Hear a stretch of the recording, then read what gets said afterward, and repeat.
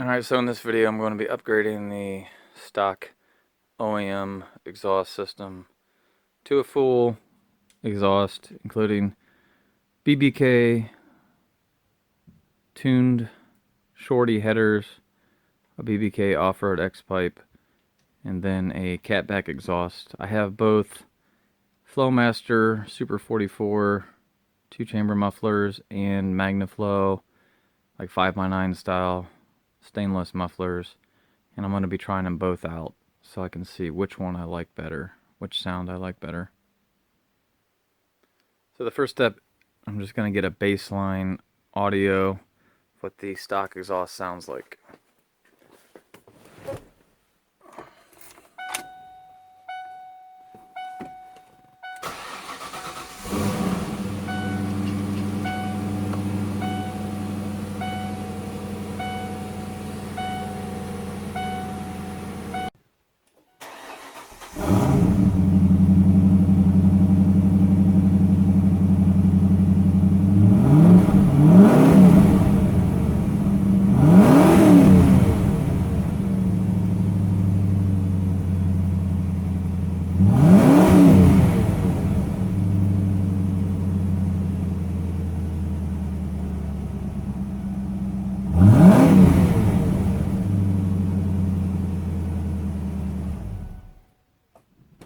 So the first step to removing the old exhaust is getting the car jacked up. So if you're like me, you don't have a lift, you can get the car jacked up on jack stands in the front and the rear. And if you've never jacked up a Mustang, under the front of these, under the K member, you can put a jack right under the K member, lift it up, and support the jack stands on the sides of the K member. And in the back, I jack up by the axle, rear axle, and I put the jack stands under the frame. That way I can lower the axle to get the exhaust off easier. So the first step is to soak everything in PB Blaster or another penetrating oil. PB Blaster has always worked the best for me. And trying to remove the exhaust on a 23-year-old car, especially one that has any kind of rust on it, which thankfully this one doesn't, can be a pain. But you definitely need impact tools, unless you want to break stuff. So impact, I used I believe it was a 9/16, where the mufflers bolt on to the mid-pipe, and those zipped right off. The pain is to get off the factory H-pipe. It is a size, it's an 18 millimeter is the correct size. Some people might think it's a 3/4, but that's a good way to destroy things. 18 millimeter, and I will say that you definitely want to let it soak. Heat would be the best thing to make this easy. Unfortunately, I don't have an oxyacetylene torch. I almost gave up, but you really have to take your time. You need extensions, a swivel, and the reason I had to use 1/2 inch drive or 3/8 inch drive a little bit to get it off was because it's very tight on the driver's side, the clearance to get this off. As you can see, I got the one nut off on this side, and then it spun the whole stud out instead of just taking this nut off. But I'll take it. It ultimately let me get it out. But you really have to take your time in this section. If you haven't done this before, and you are not comfortable with things really being a pain and being able to work through it, you really need to take it to an exhaust shop and just have them do it for you. But I've got it out. Once we get the old stuff off, that's the hard part. Getting the new stuff back on is the easy part. So this thing really takes some finagling to get it down, but then you can just drag it out. It's heavy, so I'm going to save it. I'm just buying new oxygen sensors. Figure now's a good time to replace the oxygen sensors. So I'm going to put new ones in, new OEM Motorcraft oxygen sensors. But if you can save a few bucks by buying NTK brand ones, just do that because they're the same thing. Alright, so under the back of the car, to get the tailpipe and mufflers off, you have to cut the factory exhaust and both mufflers right behind where it comes out of the muffler. And I'm just leaving a little bit here, a little bit of meat in case I ever want to put it back, the factory exhaust back on. I'll have something to work with. But, you know, you'll be hanging down, since we removed the H-pipe, just by the hanger. These will be sitting straight until you cut them. The tailpipes have a hanger just like this. These rubber hangers. So there's one up here on the muffler and then one back by the rear of the car. The best thing you can do, they have these little nubs, so they're kind of hard to get out. The aftermarket exhaust really doesn't have these nubs usually. So the best thing you can do is spray a little PB blaster on both sides. And then what I do is I twist and I'll pull down straight out very hard and work it a little bit. Use that lubrication that you sprayed on there and it will eventually pull out. It's kind of a pain in the butt. Then on the back, same thing. Here's your rear hanger for the tailpipe, and it's the same thing. It's got that little nub, soak it down, turn and pull straight down on the tailpipe. If your hangers are old and brittle, you might destroy them, and it's time for some new hangers. These are pretty universal. You can pick them up at the parts store. On this car, they're in very good condition, so no worries. So once again, both sides, cut it there, and then you just have a couple hangers you need to get out, and we will have everything out, and we'll be ready to start putting the new exhaust in.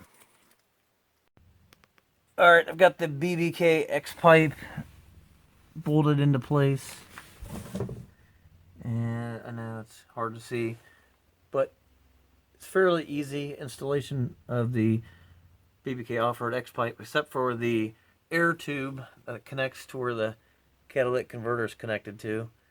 It is completely bent in the wrong position. You have to cut the factory piece off a couple inches. I'll get under here and show you what I mean. So the factory air tube, which you can see right here, runs down along the exhaust, and there's a connection here where it bolts into the BBK, and this tube is bent in the wrong direction. They give you a short piece of rubber hose to connect the two, and I just used a piece of my own hose that had a slight bend in it. I cut the factory piece off about 2 inches because it did stick over here, and they would have never connected together. So I was able to get it connected, and it runs out. There's the X section, and then it'll run out to the flow tubes, which connect to the mufflers. Right now, I just have the flow tubes in place. I'm still waiting on the tailpipes to get here, but I'm gonna go ahead and fire it up just so you guys can hear how it sounds, how a Mustang sounds with an off-road X pipe with no mufflers, basically dumped under the axle. That will be our little test. But as you can see, I went ahead and installed new oxygen sensors while I just figured this was a good time instead of messing with the old ones. So I'll know I've got brand new Motorcraft, which are made by NTK oxygen sensors on both sides, and we're kind of loosely installed here.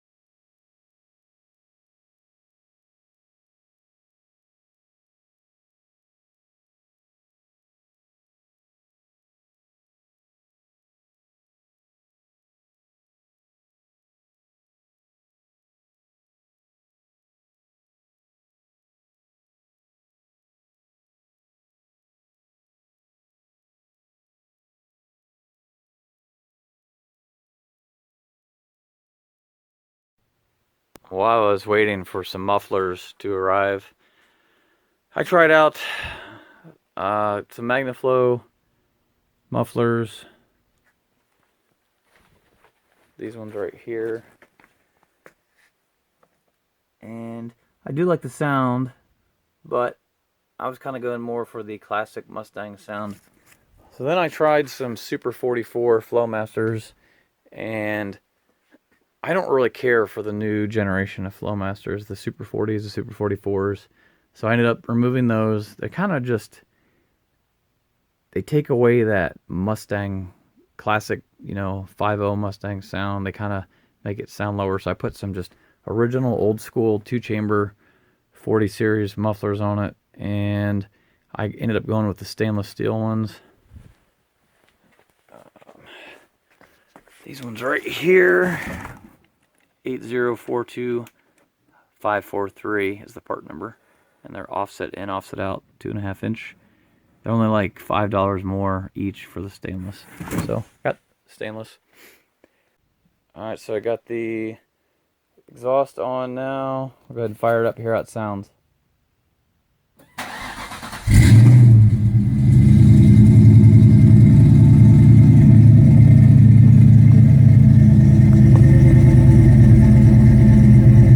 Sounds like a Mustang.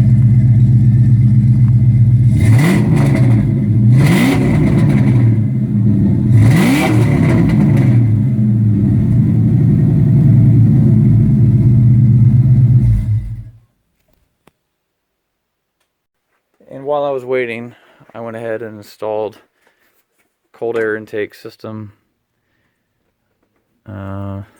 just because I like the sound. It kind of helps the car sound a little bit better.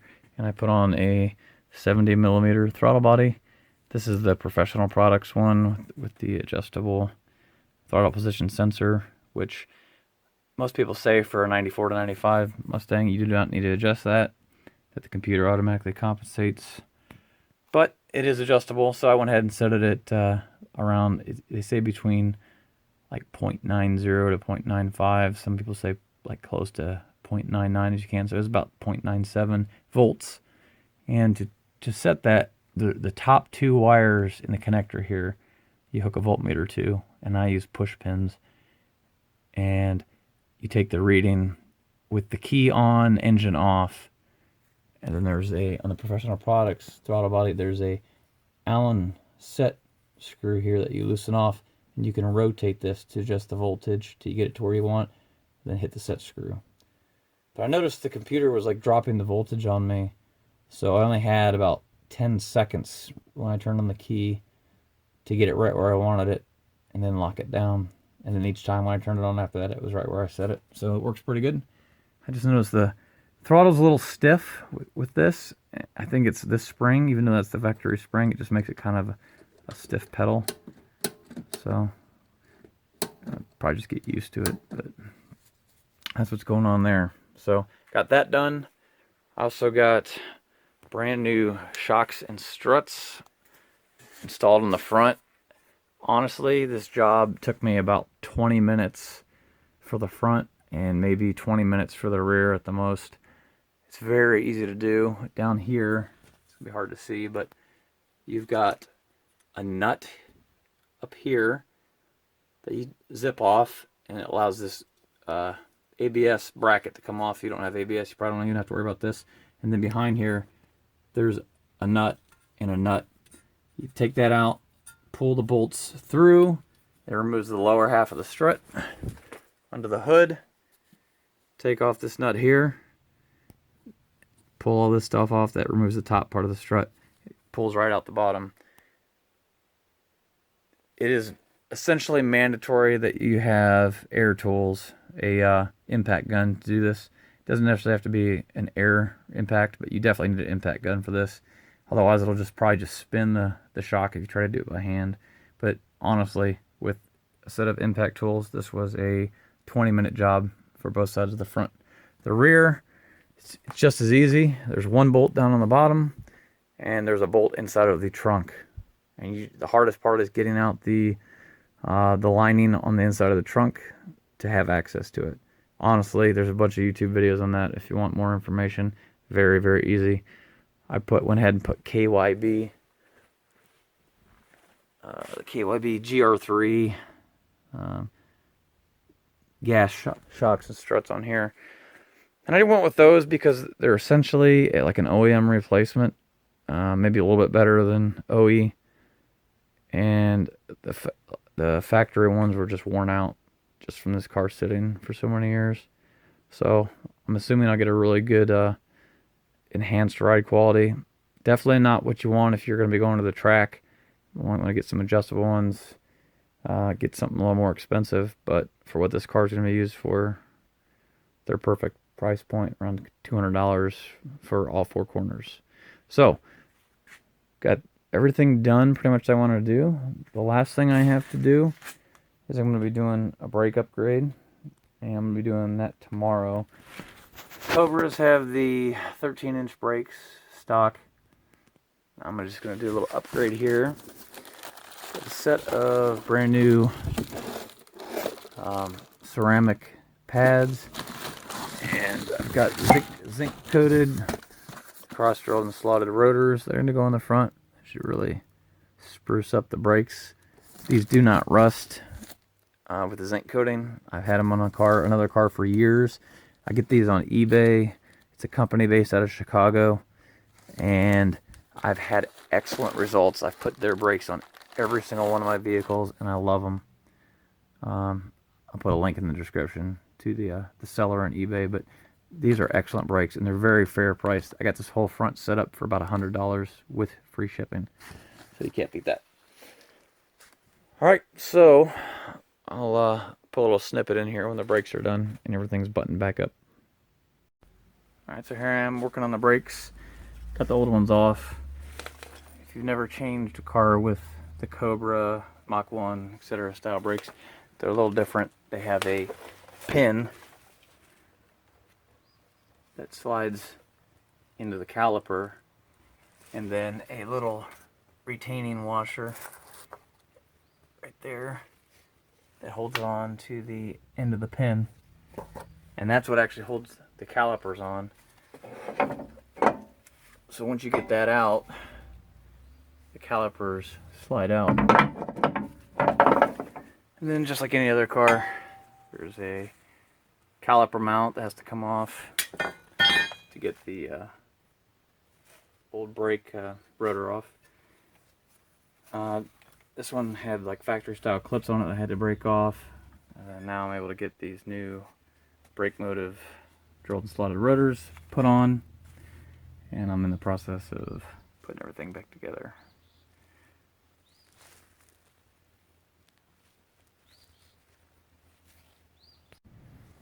So I'm getting everything buttoned up on the driver's side now. Got the new rotor on, get the caliper back on, get the pin put back in place, and then the hardware is what I was talking about. The washer and everything on the back side of that.